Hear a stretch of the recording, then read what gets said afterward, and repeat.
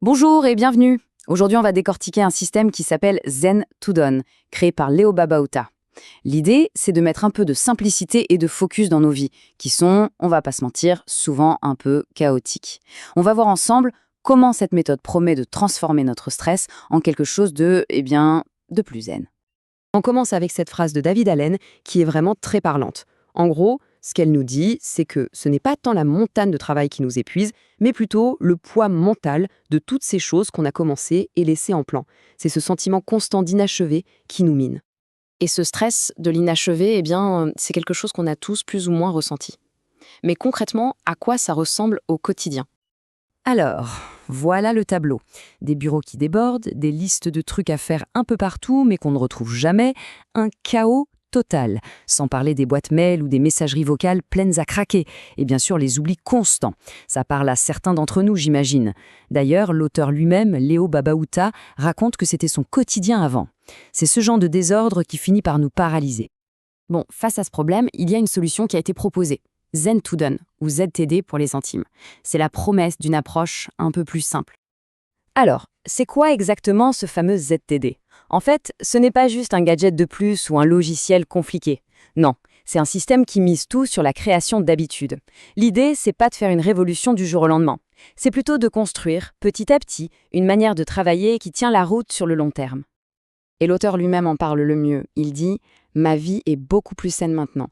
J'accomplis beaucoup plus de choses et j'ai toujours du temps pour ma famille. » On voit bien que le but, ce n'est pas juste de cocher plus de cases sur une liste. C'est de retrouver un vrai équilibre, d'avoir du temps pour ce qui est vraiment important. Ce qui est intéressant avec ZTD, c'est que le système n'est pas sorti de nulle part.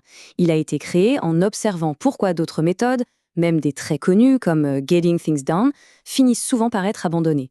Parce que, soyons honnêtes, même les meilleurs systèmes peuvent être super difficiles à suivre sur la durée. Le premier gros problème, c'est ça. Beaucoup de systèmes exigent qu'on change toutes nos habitudes d'un seul coup. Et ça, c'est la meilleure façon d'aller droit dans le mur. C'est juste trop, c'est écrasant. Et c'est là que ZTD change la donne.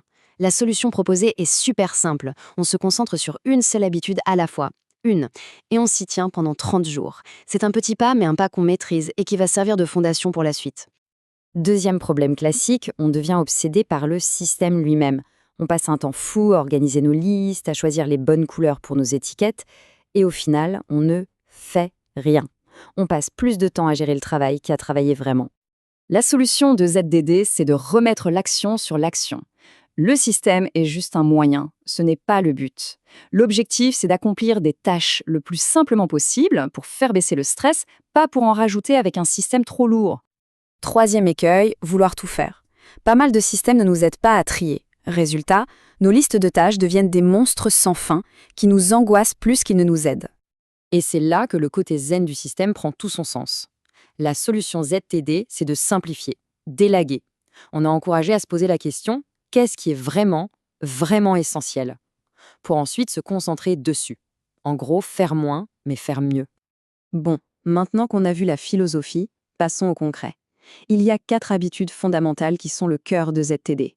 Ensemble, elles créent un cycle de travail simple, mais vraiment efficace. Ces 4 piliers, les voilà. Collecter, traiter, planifier et agir.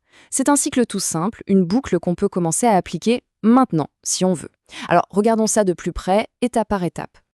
Première étape, collecter. Le principe est simple, il faut tout sortir de sa tête. Chaque idée, chaque tâche, chaque note, hop, on l'écrit quelque part.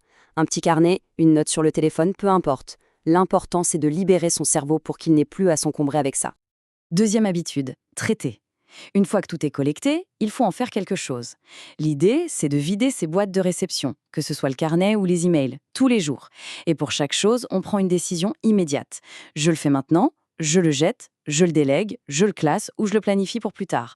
Le truc, c'est de ne pas laisser les choses en suspens. Troisièmement, planifier. Chaque matin, on prend un petit moment pour définir ses priorités.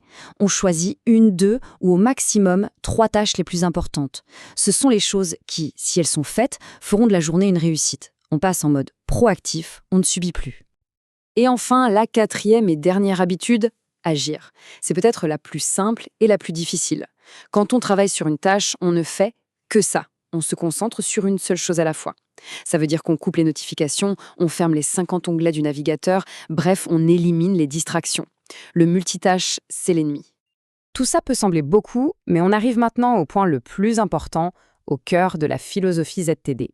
Et c'est sans doute la partie la plus libératrice. Par où commencer? Et la réponse est là. Tout se résume à ce chiffre. 1. On ne change pas tout d'un coup.